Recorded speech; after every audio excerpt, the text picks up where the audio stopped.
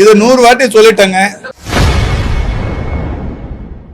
செய்தியாளர் எழுப்பிய கேள்விக்கு அமைச்சர் மா சுப்பிரமணியன் கோபமாக பதிலளித்துள்ளது பெரும் பரபரப்பை ஏற்படுத்தியுள்ளது.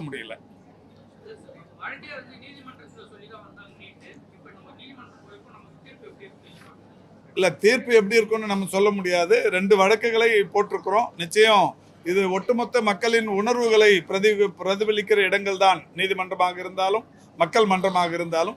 எனவே மக்களின் கோரிக்கையை இது நம்ம தமிழ்நாட்டு மக்கள் அவங்க நம்ம மக்கள் மேல கையில் இருக்கிற நியாயமான உணர்வுகளை எல்லோருமே கண்டிப்பாக பரிசீலிப்பார்கள் என்று நம்புகிறோம். இது 100 வாட்டி சொல்லிட்டேங்க. இல்ல 100 வாட்டி சொல்லியாச்சு. அவங்க இன்ஜினியரிங் வேலை கேட்குறாங்க. கம்பேஷனேட் கிரவுண்டில் இன்ஜினியரிங் தகுதிக்கேற்ற வேலையெல்லாம் தர முடியாது. இது இங்கே விதிமுறைகள் படி நான் ஏற்கனவே சொல்லிட்டேன். இது நீங்கள் கேட்குற ப்ரெஸ் ரிப்போர்ட்டு அந்த அம்மாவை கூப்பிட்டு வாங்க. உங்கள் எதிரிலே வேலை கொடுக்கறதுக்கு தயார்.